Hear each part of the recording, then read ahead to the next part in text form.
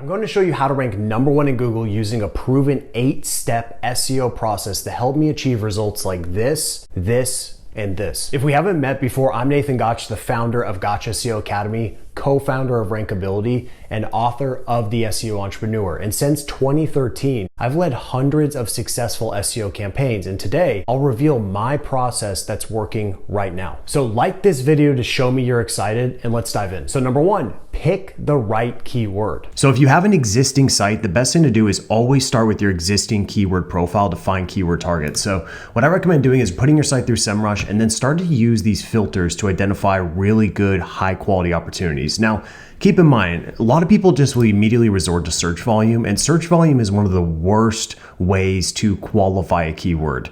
There's so many other metrics you need to be looking at. For example, we need to be looking at the intent of the keyword. So when we look at intent here, you'll see we have informational, navigational, commercial, and transactional.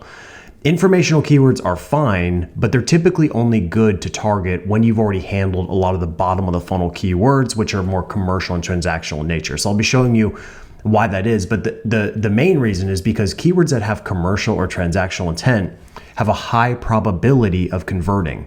Now, when you're thinking about this, at the end of the day, your keywords that you select should be highly relevant to whatever you're offering or whatever your client is offering. So in the case of my business, I offer SEO training. I also have SEO software. Okay, so anything related to SEO training, anything related to SEO tools or SEO software is going to be a very good fit for me. And those are the types of keywords that I should really be going after. Okay, so what I like to do is I will sort from positions 2 and beyond, because I obviously don't care about anything that's ranking #1.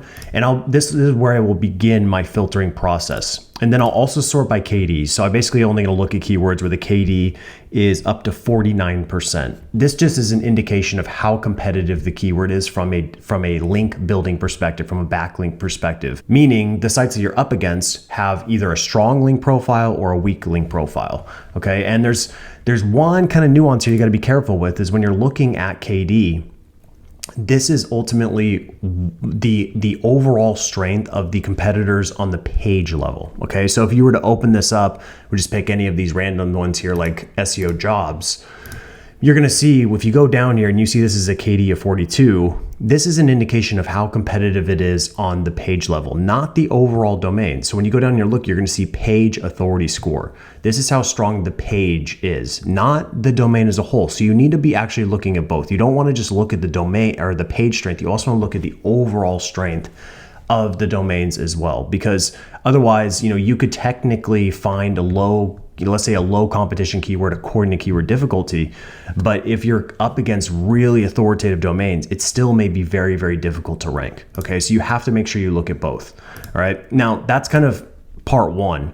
And then what we're gonna do is I'm gonna start to look through here and see if I can find an opportunity that's highly relevant to what I personally do. So, I have stuff here like SEO jobs and script timer and a lot of things that are not highly relevant to what I specifically offer. So one way to filter through this is if you can actually go to the advanced filters and just enter something related to your kind of core offer here. All right, and you really want it to be really close to your core offer, ideally. So looking at this, we have SEO training Denver, SEO training NYC. So these are highly relevant. These are keywords I absolutely would want to go after. Okay, so SEO training Denver, that's a perfect fit. All right, so once we've started to identify these keywords, then we just need to pick one based on it hitting kind of the criteria that we're looking for. Now notice that I don't really care about search volume. When it comes to targeting keywords, I just want to go after keywords that have a high probability of converting. So like this only has 90 search volume, which who knows how accurate that is. It's just an estimate. But for me, I know that of the people that will search this, it's going to be very, very high probability of conversion. So this is the way you need to be thinking about it. Like, what are these keywords that we can go after that are actually going to help us make more money? That is the purpose of SEO. A lot of people will just go right in here and try to find, if we'll filter this out, and they may just we'll exit all of these out. So you can see this is how most people will do keyword research. Okay, we'll exit them out.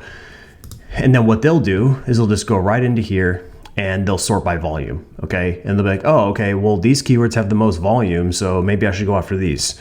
That is a huge mistake and also a massive waste of resources, because yes, I could certainly go after a keyword like duplicate checker, but it's not going to result in the type of traffic that I want. It's not going to result in that relevant traffic that I'm hoping to get to my website. Doing SEO, we're not doing SEO just to juice our traffic numbers. We're doing SEO to actually drive conversions, to actually make money. Okay, so make sure you never lose sight of the objective. Number 2, find your unique angle. Okay, so once you've identified a good keyword to go after that's a high probability of conversion, then what you need to think about is how you can find a unique angle to go after this keyword. So what a lot of people will do is they'll go into the search results and they'll see what's ranking. Okay, they'll see what's ranking and they'll say, okay, based on what's ranking, I could probably create a listicle, or I could, create something that's very similar to what's already ranking. And that's not a bad approach overall, but really what you should be thinking about is, what can I create that acts more like a purple cow in these search results? Now, you want to continue to satisfy the intent of the keyword, but you also want to think about, like, what's an angle that would A, help me stand out, and B, would make it difficult for a competitor to come and beat me. Okay, and this is when I've talked about this before. This is what I call the SEO content moat. And this concept, goes back to Warren Buffett. When he's thinking about how to invest in a company, he's looking at companies that have a really good moat. Like, it's really difficult to beat this company because they have some sort of proprietary technology, some sort of operational efficiency, whatever it may be. Okay, so when I think about SEO content, I'm trying to think about, like, how can I create something that would just be like, someone would look at my content and say, oh man, that's going to be actually really hard to beat. Okay, because at the end of the day, most of your competitors are very lazy. So if we know from the perspective that most of your competitors are lazy, then you can beat them just by investing a little more time and effort into your content, and also maybe a little more money into your content. So what you're looking at here is best SEO books. Okay, and I don't know, I fluctuate between 1 and 3 typically for the last couple of years. But what I did is, when I looked at these search results, I basically saw that, every single person that had been writing about SEO books, there was no proof that any of them actually read any of these books. They just have a list of books that generally, maybe they went on Amazon and said, hey, these are the ones that have the most reviews, and then they put together a listicle. Okay, so not a lot of effort put into the content. So I figured, like, all right, if I'm going to be able to rank for this, and I'm going to rank long term, I'm going to have to do something that's really unique. So what I did is what I called, like, the Mr. Beast angle. Okay, so you open this one up, and what I did is I actually went and purchased all 26 of the most popular SEO books. Like, I actually purchased them. And you can tell, even here with the image, there's proof that I actually did this. Okay, so this is what Google in its EEAT guidelines calls visual proof. Okay, so this is visual proof that I actually purchased the books. Okay, and then I just went through, read them all, and then also more proof. Like, I have, this is a picture specifically that I took in my kitchen, and then there's just really a lot of nuance and a lot of proof that I actually read these books, because there's just no way I could have this level of detail without actually reading the books. All right, so I went through, wrote a very in-depth blog post about the books, and then, a bunch of other stuff. And so, as I mentioned before in the keyword research, this post here is very relevant to me because I actually wrote an SEO book called The SEO Entrepreneur. Now, this is not about SEO. This is about starting an SEO agency, but it's still highly relevant to what I do personally. So I have a lot of incentive to rank for this keyword. So going back to it, we want to really go after these keywords that are going to help us, kind of move the business forward. So this is just one angle, but this is what I call, like, the Mr. Beast angle. Do something that's really difficult to do, and most people just probably won't do this. Okay.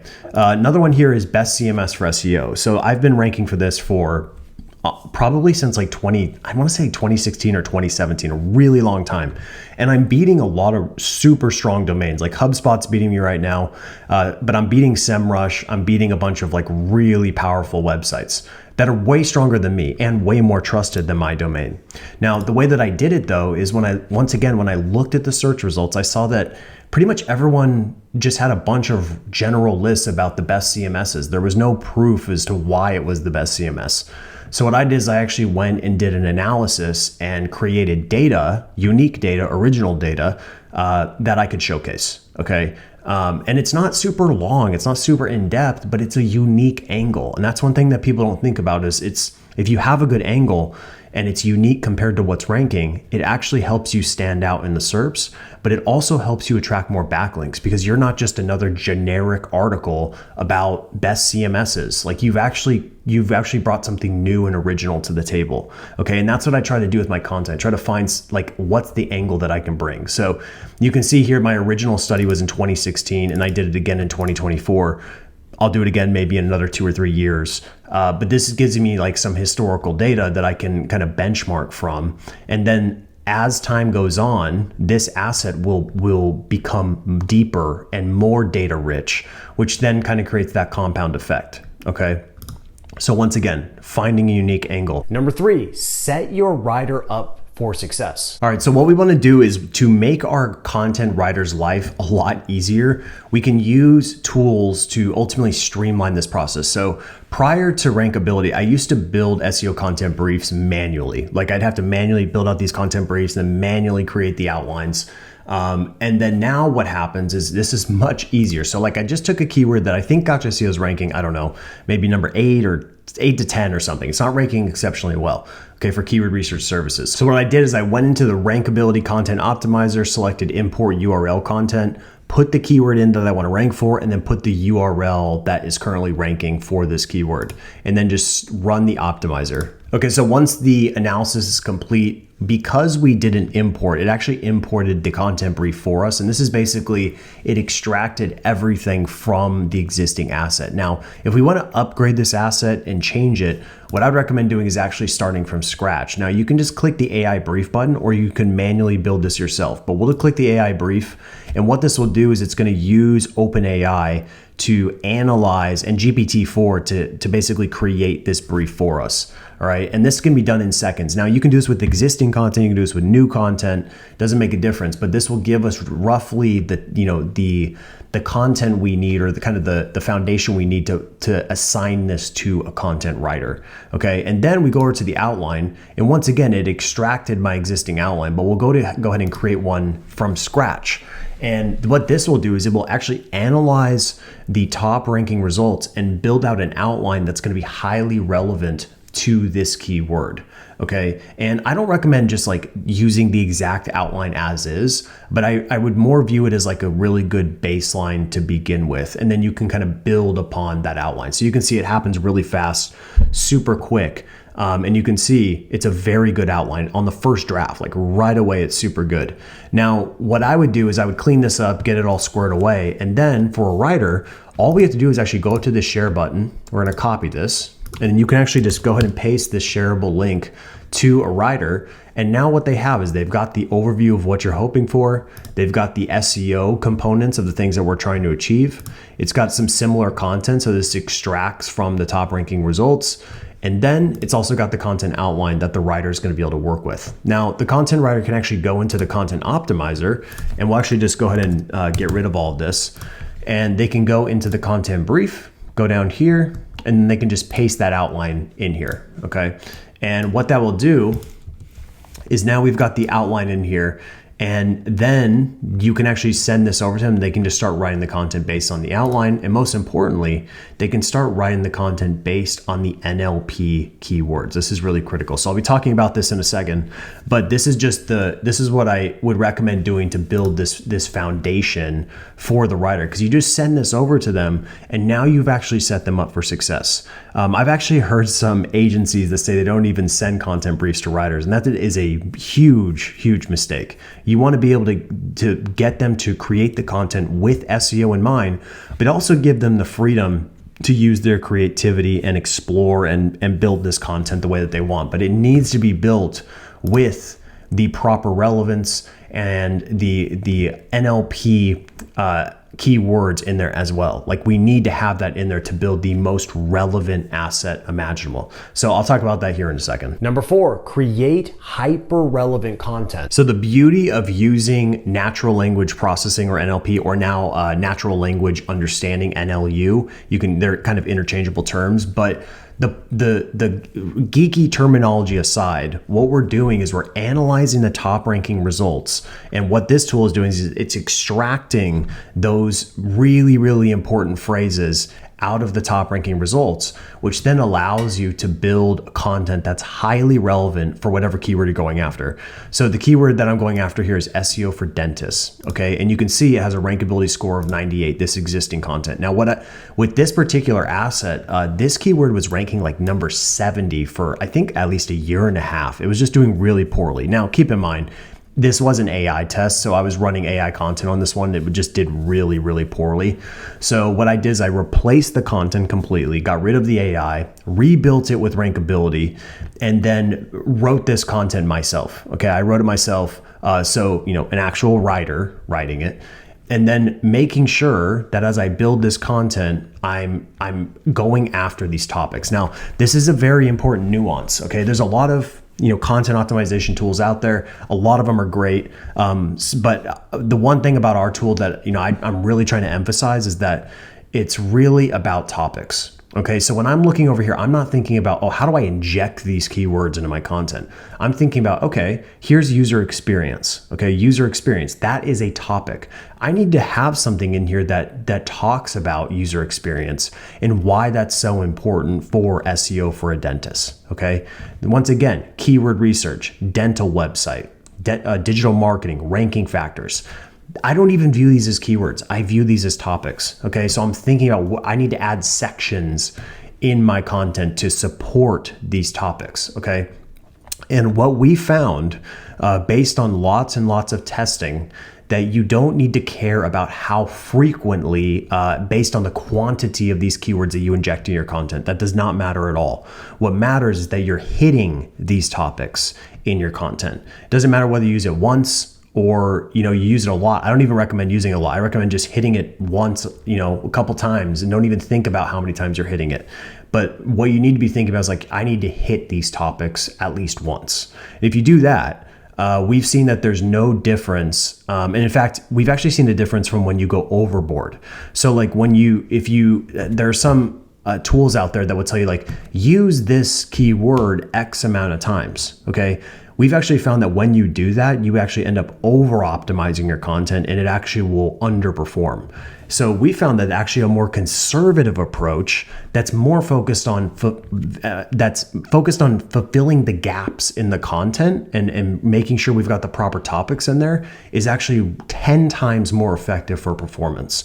So that's why in here, I'm trying to get to the highest rankability score possible, because I know that if I do that, I've built the most relevant asset imaginable. Now, just doing this alone can have a massive impact. So for this one, this grew this page dramatically. I'll show you, SEO for dentists. We'll go over here. I don't know where it's ranking right now, but I'm assuming it's probably in the top 10 somewhere. Okay, it's right here. Okay, and I'm also ranking on YouTube, but it's a topic for a different time. But the point is, I'm here, and for about a year and a half, I wasn't even ranking in the top 50. If I want to go up to the next level, and if I'm trying to diagnose why I'm not number one right now, well, now I know for sure that it's not the relevance of the content and it's not the quality of the content, right? Because at this point, there's diminishing returns. I can't make this content that much better. So, and I can't optimize it that much more. So really at this point, that is not the variable that's holding this page back. But what's holding this page back is probably two things. Number one, these two that are above me are probably stronger. These domains are stronger websites. They have stronger link profiles. And then number two, these domains seem to be more relevant for dental SEO, digital marketing, or dental SEO. Okay, so there's other variables that are working against me at this point. But if I wanted to beat these top four, I know that number one, it's not quality content, and number two, it's not how optimized my page is. So then I have to explore other variables that could be influencing this page. So I'm going to be talking about what those other variables are, but one of them is just building more topical authority or building more topic relevance. Okay. And what that means is we need to build more topic support around this concept, SEO for dentists. Number 5, install engagement triggers. So now you understand how to build highly relevant content. What I want to talk about now are engagement triggers. So engagement triggers are things that you intentionally put into your content to get a reader or a searcher to engage with this content more, okay? And when I'm building out assets or I'm helping people build out assets, I'm intentionally putting things in the content to A, break it up, and B, make it super readable, and C, really actually make them stop and digest, make them stop and consume. So there's a couple of reasons why you want to do this. Number one is, if you go and look at Google's recent court case, they've actually basically confirmed that user signals are calculated into the algorithm. So, scrolls on a page, visiting a second page, clicking on links, and you can see all of these events occur. If you go into Google Analytics 4, you can actually see all this stuff that's happening. If you're using Google Chrome, there's a high probability that they are using some user signals to ultimately determine if a page is a good fit for that query, or if that page is high quality, okay? Because if you think about it, if you start ranking for this one day and then all of a sudden people would go to your content and they're just exiting off like crazy, they're not scrolling, they're not reading, they're not staying, then to Google, it sees those signals and says, okay, this page either A, is not relevant, or B, it's not high quality. So then they would remove it from the rankings and replace it with something else to see if it's a better fit. That's really the way the algorithm works. And user signals are one way for them to ultimately determine who should be showing up for a particular keyword, okay?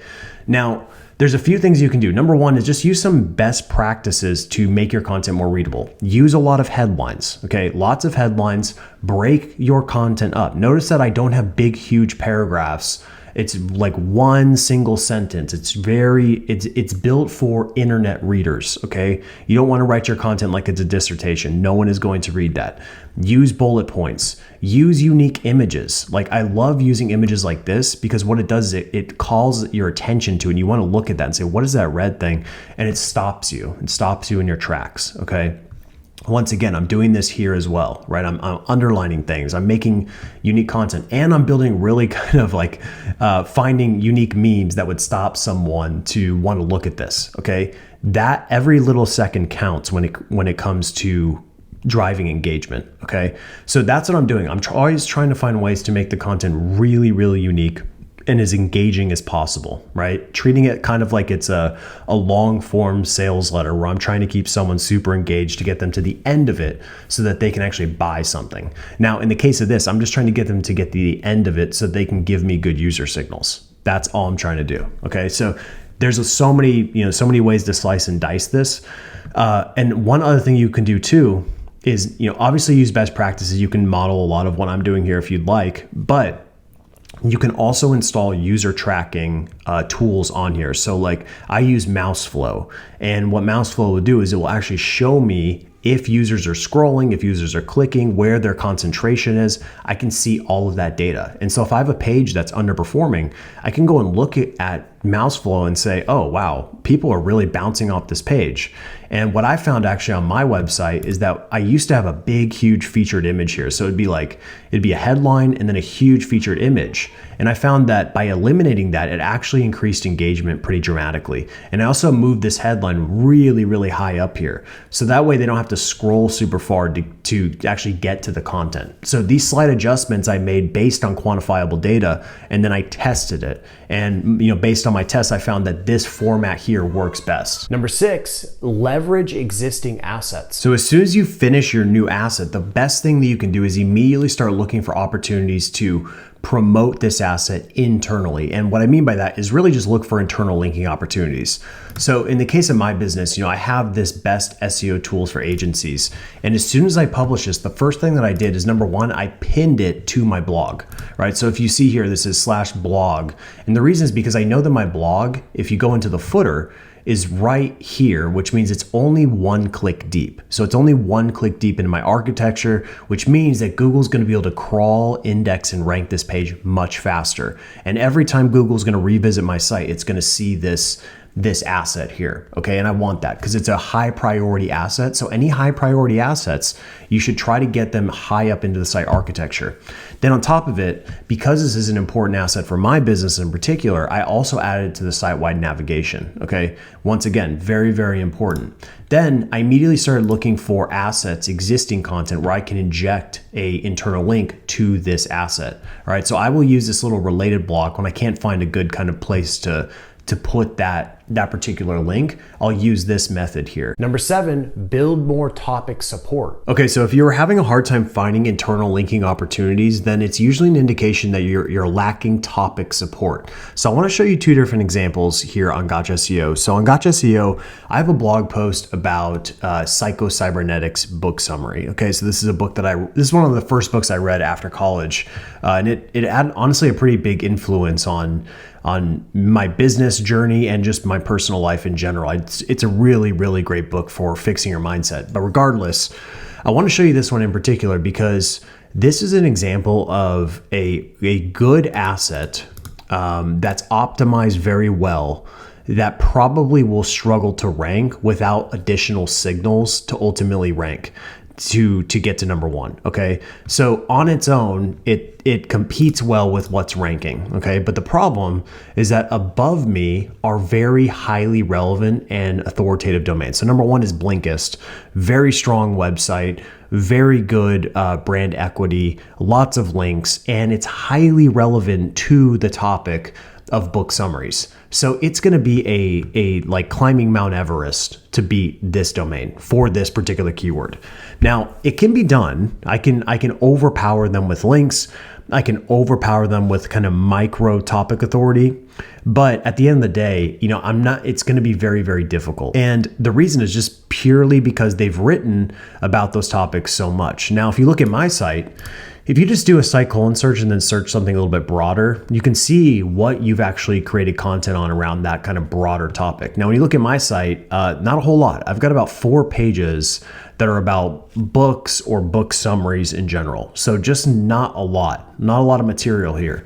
But if we go and actually look at one like Blinkist, for example, we'll just do Blinkist, and then we'll look at book like this. And then we'll see what they have. And it's just, it's unfair, right? This is all that they do. This is their thing. And so I should not have the expectation to beat them for this keyword, okay? It's just not really super feasible. Now, on the other hand, we have a keyword like SEO for roofers. Now, if Blinkist tried to rank for this, they would not do very well. They would have a very hard time beating me because if you look at my site, first of all, SEO is in my domain name. And then on top of it, pretty much every single piece of content that I create on my site is about SEO. So similar to what they've done with books, I've done with SEO. So if you have a page that's struggling to rank, remember that you can only optimize content and build out great content up to a certain extent. That's not always going to be enough to get you over the edge. You also need to build topic authority, which means you need to create more supporting assets and you need to acquire backlinks to grow your site authority. And sometimes you need to drive links directly to the asset to ultimately get it to that number 1 spot. And number 8, acquire relevant backlinks from trusted entities. So it's definitely possible to rank in Google without having to build backlinks, but typically that's only going to be in a scenario where you've built a lot of topic support and you've likely targeted really low competition keywords. And even then, most of the sites that I see that claim to be ranking without backlinks, even though they may not have actively built backlinks, when I look at their link profile, they actually do have existing backlinks, and it might just be from natural link acquisition or passive link acquisition. But it's very rare that you're going to find a site that has no backlinks at all that's ranking for competitive keywords. It's extremely rare. You need links is the point. I'd say for most scenarios, you're going to need some really high quality backlinks. Now, the good news is that you don't need a ton, but you should really be focused more on this concept of building site authority. You need to grow your overall site authority because that's going to be the biggest influence on your performance. And then from there, as you're growing your site authority, you will sometimes have to drive links directly to an asset. Okay, so I have this asset here that's, best SEO tools for agencies. And I invested a lot of time and effort into this content. And this was a rebuild. This one was, ranking, I don't know, like between 15 and 20 for a long time. So I basically rebuilt it from scratch and then republished it. And now you can see the performance on this one has been pretty dramatic. So like you can see right here, just pretty flat, wasn't doing super well. And then in March, I actually did that upgrade. Okay, so you can see it immediately got a little boost. And now we can see the big boost here. Now what happened is the original asset did a lot. It helped us get to, much higher rankings, but it didn't quite get to that next level, like that top 3. So what we did is we actually went and drove a backlink directly to that asset from a very high quality source. And so we actually got a link from this website. And there's a lot of different ways you can get links. You can tell this site's very strong. It's got 49,000 referring domains. It's got an authority score of 52. It's got a nice, clean link profile. It's got traffic. It's just a good website, okay? So there's many different ways to get links like this. You can do guest posting. You can reach out and say, hey, we created this asset and we saw that you wrote an asset about this. Would you mind linking to ours? Like, there's a lot of things you can do. Okay, I'm not going to get into all the different tactics, but if you really want to learn all my tactics, you could just go into Gotcha SEO Academy where I teach everything.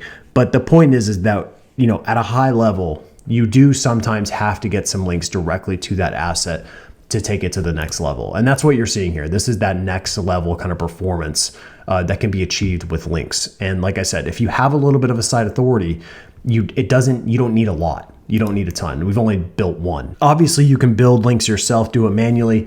You can also look into search intelligence, and they're more of like a PR based company. And yeah, it's a little bit of an investment, but keep in mind, link building is not an easy thing at all. It takes a lot of effort, a lot of time, a lot of strategy. It's almost honestly kind of like a full-time job just trying to build backlinks. And so they can actually take a lot of that load off of you. And they use a bunch of different tactics for getting links, but it's really, really effective. And you can go and look at their portfolio. They get links from all kinds of super strong websites.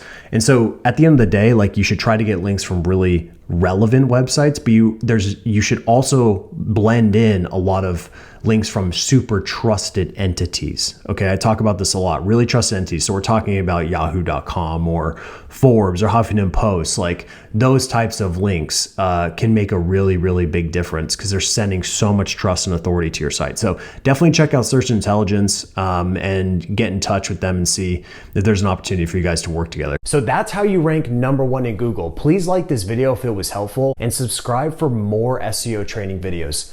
Thank you so much for watching.